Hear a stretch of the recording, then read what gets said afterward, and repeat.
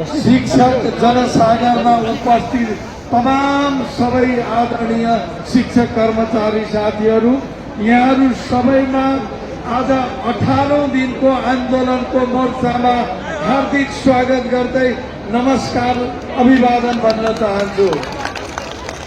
आदरणीय साथीहरू, हिजो हामी कार्यालयीय पदाधिकारी आबद्ध सम्बन्ध संस्थाको बैठकपछि हामी सम्माननीय प्रधानमन्त्रीज्यूलाई भेट्न गयौं र त्यो भेटपछि आउने बित्तिकै सबै साथीहरूलाई यो कुराको जानकारी होस् भनेर भेटबाट फर्किँदा करिब रातको 2 बजेको थियो।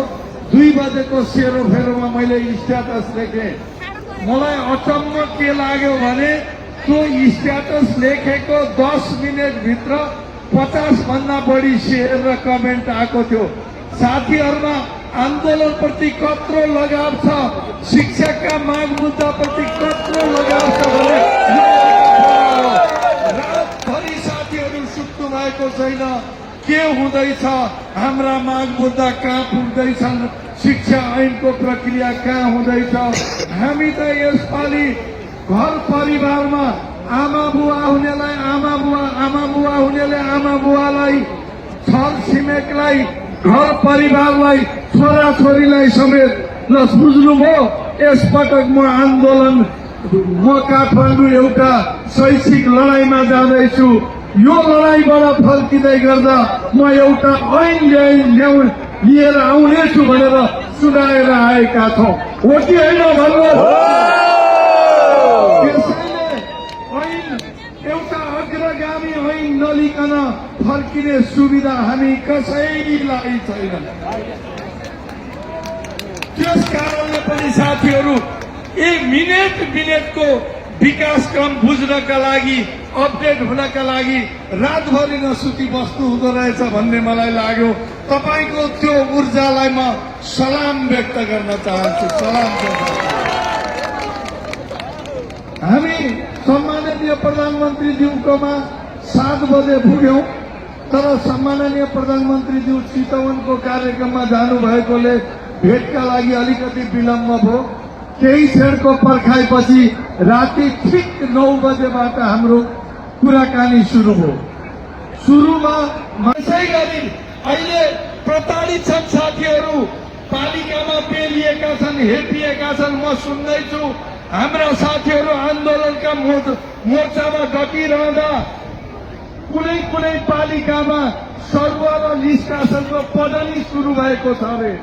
खबरदार साथीहरू, तपाईको त्यो पदनी यो आन्दोलनले त्यत्तिकै रद्द गरिदिन्छ। शिक्षकहरू आगो छ विश्वले कसैले कोसिस नगरोस् त्यो सत्ताको जुनसुकै पोजिसन र पदमा रहेको किन नहोस्। म यही मोर्चाबाट उहाँहरू सबैलाई जसले शिक्षक कर्मचारीमाथि अवहेलनाको नजर हेर्नु भएको छ, यिनीहरूलाई म पेल्छु, ठेगान लाउँछु भन्ने सोच्नु भएको छ। समयले तपाईँलाई ठेगान लाग्छ। नेपाली शिक्षक कर्मचारी हार्नेवाला छैनन्, दब्नेवाला छैनन्।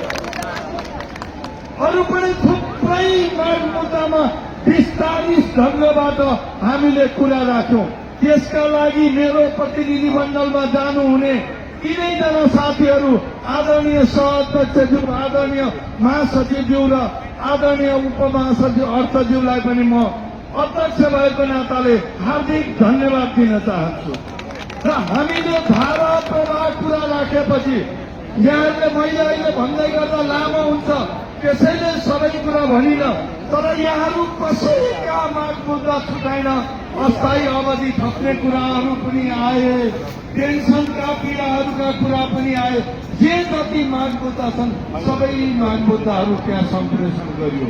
सँगै मैले के भने सम्माननीय प्रधानमन्त्रीज्यू, हामी यहाँ आएका मान्छे समेत त्यहाँ भएका लाखौं शिक्षकहरू एक ठाउँ अग्रगामी विद्यालय शिक्षा ऐन नबोकिकन फर्क्यौं न भनेर कसैले नजिकैको नदीमा, कसैले नजिकैको मन्दिरमा, कसैले घर परिवारसँग आफ्ना अभिभावकसँग कसम खाएर आएका छन्। हामी अन्त्य भएसम्म त्यो कसमको रक्षाका लागि लड्नेछौँ। लगातार तपाईको मनमा जुन आगो बलेको छ, तपाईको मुटुमा जुन आगो बलेको छ, तपाईको माथामा जे कुराले दुखेको छ, ती कुरा जस्ताको तस्तै हामीले त्यहाँ अभिव्यक्त गर्यौं। हामीले भन्यौं सम्माननीय ज्यू राहत शिक्षक, सम्माननीय ज्यू इसिजीका शिक्षक र विद्यालय कर्मचारीको तलबमान यहाँलाई थाहा छ कि छैन? उहाँहरू कति पीडामा हुनुहुन्छ, उहाँहरूको उपचार नेपाली शिक्षक कर्मचारीले खोजेका छन्। उहाँहरूलाई जीवन धान्न योग्य तलबमान र स्थायित्वको प्रक्रियाद्वारा म विद्यालयमा काम गर्छु भन्ने गर्वका साथ समाजका अगाडि उभिएर भन्न सक्ने परिस्थिति सिर्जना होस् भन्ने चाहेका छन्। सम्माननीय ज्यू राहत शिक्षकहरू, साबिक उच्च माविका शिक्षकहरू, प्राविधिक धारका शिक्षकहरू, विशेष शिक्षाका शिक्षकहरू, अस्थायी करार शिक्षकहरू 20औं वर्षदेखि अस्थायीको अस्थायी नै छन्। कति साथीले उमेरका कारणले परीक्षा समेत दिन पाउनु भएको छैन। ती साथीहरू आफ्नो परिवार छरछिमेकमा यसपटक परीक्षा भयो, म पनि थाहै भए भनेर सुनाउन लालयित हुनुहुन्छ। उहाँहरूले त्यो अवसर कहिले पाउने हो, त्यसैका लागि उहाँहरू पनि ऐनको लागि पर्खिरहनु भएको छ। स्थायी शिक्षक साथीहरू 20 वर्ष भयो, 25 वर्ष भयो, एक श्रेणी पनि बढुवा हुनुभएको छैन। ती साथीहरू म पनि बढुवा भए भनेर फेसबुकमा बधाईको फोटो पोस्ट गर्न चाहनुहुन्छ। खर्च शिक्षाको बारेमा उहाँको गहिरो गहनतम बुझाइरहेको हामीले अनुभव गर्यौं। बाघ मुद्दाहरूको बारेमा पनि उहाँको गहिरो बुझाइरहेको हामीले अनुभव गर्यौं। त्यो गहिरो बुझाइको लागि उहाँलाई पनि म धन्यवाद सम्प्रेषण गर्न चाहन्छु। उहाँले लगभग 1 घण्टा 15 मिनट कुरा गर्नुभयो उहाँको तर्फबाट। सबै कुरामा उहाँले बोल्नुभयो। हामीले भन्यौं यसका लागि त सम्माननीय ज्यू एकछिनपछि सवाल जवाब भन्दाखेरि अर्कै अर्थ आउँछ। प्रश्नोत्तर जस्तो पनि भयो, थोरै प्रश्न हामीले राख्यौं, थोरै उहाँले राख्नुभयो। हामीले एकअर्काका पोजिसनहरू पनि क्लियर गर्यौं। त्यो क्रममा उहाँले भन्नुभएको मुख्य कुरा ऐन छिटोभन्दा छिटो दिन म पनि चाहिरहेको छु, तर केही अप्ठ्याराहरू छन्, केही मिलिरहेको छैनन् भन्ने कुरा गर्नुभयो। फेरि त्यो संसदीय प्रक्रियामा छ, संसदको अधिकारभित्र छ भन्नुभयो। हामीले भन्यौं सम्माननीय ज्यू त्यो कुरा त हो, तर त्यो प्राविधिक पक्ष हो। राजनीतिक दलले चाह्यो भने संसदीय प्रक्रिया क्षणभरमा मिल्छ, छिनका भरमा ऐन जारी हुन सक्छ। त्यसैले तपाईको सत्ता सहयात्रीहरू प्रतिपक्ष समेतलाई विश्वासमा लिएर चाँडोभन्दा चाँडो 12 गते संसद बस्दैछ, सक्नुहुन्छ 12 गते त उद्घाटन र बोल्ने 14 गते गरिदिनुहोस्, त्यो पनि हुँदैन भने 15 गते गरिदिनुहोस्। यस्तै ठूलो सभा गरेर यहाँहरूलाई धन्यवाद दिएर हामी फर्कौँला भनेर हामीले कुरा राख्यौं। उहाँले भन्नुभयो छिटोभन्दा छिटो गर्नका लागि म सत्ता सहयात्रीहरूसँग छलफल गर्छु, संसदहरूमा छलफल गर्छु, हामी भेटघाट गर्दै गरौँला, संवाद गर्दै गरौँला। म तपाईहरूका पक्षमा छु भनेर उहाँले कुरा राख्नुभयो र अन्त्यमा हामीले भन्यौं हामी अब धेरै पटक सहमति गर्यौं, धेरै पटक कागजमा हस्ताक्षर गर्यौं, यसपटक हामी हस्ताक्षर गरेर फर्किनेवाला छैनौं। आदरणीय साथीहरू, मैले त हस्ताक्षरै बिर्सिसकेँ, हस्ताक्षर गर्दै हस्ताक्षर।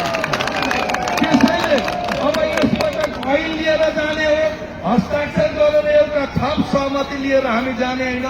त्यही कुरा शिष्टतापूर्वक विनम्रतापूर्वक सम्माननीय प्रधानमन्त्रीज्यू समक्ष राखेर हामी विदा भयौं। त्यसपछि हामी प्रतिनिधि सभाका आदरणीय सभामुख देवराज घिमिरेज्यूका निवासमा पुग्यौं। त्यतिखेर 11:40 गएको थियो। उहाँ पनि हामीलाई पर्खेर बसिरहनु भएको रहेछ। उहाँसँग हामी निकै बेर संवाद गऱ्यौं। संवादको क्रममा उहाँले संसदीय प्रक्रियामा छ भन्ने बित्तिकै नहुन पनि सक्छ भन्ने कुरा गर्नुभयो। हामीले भन्यौं यहाँहरूको हातमा छ, यहाँहरूले चाहनुभयो भने उपसमितिमा पनि फटाक दिन काम हुन्छ, समितिमा पनि तुरुन्त काम हुन्छ। दलको सहमति भएपछि संसदमा त हुन्छ भन्नेले हुन्छ भन्नुहोस्, हुँदैन भन्नेले हुँदैन भन्नुहोस् भनेपछि स्वाक्कै पास हुन्छ। साह्रो छैन, यसलाई पास गर्न सकिन्छ भनेर हामीले भन्यौं। तर उहाँले एउटा कुरोमा प्रतिबद्धता जनाउनुभयो, उपसमितिले र समितिले काम सकेन 12 गते भित्र ल्याइदिन्छन् भने 13 गते म पास गरिदिन तयार छु। अब म समिति र उपसमितिमा भएका माननीय सांसदज्यूहरू, नेपालको शिक्षा सुधार हामी सबैको सरकार हो, हामी सबैको उत्तरदायित्व हो। त्यसैले यो उत्तरदायित्व वहन गर्नका लागि यहाँहरूबाट अग्रगामी कदमको अपेक्षा हो। शिक्षक जनसागरले गरेको छ, विद्यार्थीले गरेको छ, शैक्षिक जगतले गरेको छ। त्यसमा खरो उत्रन यहाँहरूलाई पनि हार्दिक आह्वान गर्दैछु। 100 भन्दा बढी मुद्दामा तपाईँहरूले सहमति गरेर टुङ्ग्याइसक्नु भएको छ। अब त जम्मा 63 मुद्दा हुन्। 163 दफामा 63 दफामा 2 दिनमा सकिदिनुहोस्, 3 दिनमा सकिदिनुहोस्। अनि समितिमा तल सहमति भयो भने त्यसले 2 दिनमा सक्छ। 10 गते अगाडि नै यो तयार हुन सक्ने अवस्था छ। त्यसैले यो सार्वजनिक समारोह मार्फत, शिक्षकको जनसागरको मार्फत 4 लाख नेपाली शिक्षक कर्मचारीको तर्फबाट यो काम शीघ्र टुङ्ग्याउन म व्यवस्थापिका संसदमा रहनुभएका सबै माननीय सांसदहरूलाई पनि हार्दिक आग्रह गर्न चाहन्छु। र धेरै बेरको छलफलपछि त्यहाँबाट 12 बजेर 44 मिनट जाँदा हामी निस्क्यौं। घर पुग्दा लगभग 1:30 बजेको थियो। अनि मैले ठाने साथीहरू, म त अहिले 1:30 बजे 2 बजे बिहान ढिलो पो उठ्छु कि साथीहरूलाई कति तनाव हुँदो भनेर एउटा स्ट्याटस लेखेर सुते। तर स्ट्याटस देखिसक्दा कति सेयर भयो, कति कमेन्ट भयो, मैले यहाँहरूलाई बताइरहेको छु। यहाँहरूको त्यो ऊर्जा कायम रहोस्, यहाँको हृदयभित्र रहेको आगो झल्किरहोस्, यहाँको दिमागमा रहेको सोच तन्किरहोस्, छुटिरहोस्। यही ऊर्जाको फलमा हामी अग्रगामी विद्यालय शिक्षा ऐन ल्याउन सफल हुन्छौं। नेतृत्वको तहबाट यो ऐन जारी नभएसम्म यो मोर्चामा घटिरहने, थकिरहने र अडिरहने प्रतिबद्धता जाहेर गर्दै तपाईँहरूका अगाडि कसम खाँदै फेरि एकपटक सबैलाई धन्यवाद दिँदै बिदा हुन्छु। धन्यवाद। म साथीहरू नारा भन्छु, यहाँले भनिदिनु होला। म नेपाली शिक्षक कर्मचारी के भन्छ भन्छु। सिंहदरबारबाट सुन्ने गरी, बालुवाटार सुन्ने गरी, बुढाली नेतृत्व सुन्ने गरी, पेरिस डाँडा सुन्ने गरी कराउनु होला। टाढा टाढा छ यी ठाउँहरू। तपाईँले भन्नु होला अग्रगामी शिक्षा ऐनले भन्छ। नेपाली शिक्षक कर्मचारी के भन्छ? नेपाली शिक्षक कर्मचारी के भन्छ? नेपाल शिक्षक महासंघ जिन्दाबाद, नेपाल शिक्षक महासंघ जिन्दाबाद। धन्यवाद, नमस्कार, अभिवादन, क्रान्तिकारी अभिवादन, लाल सलाम, जय मधेस, जय नेपाल।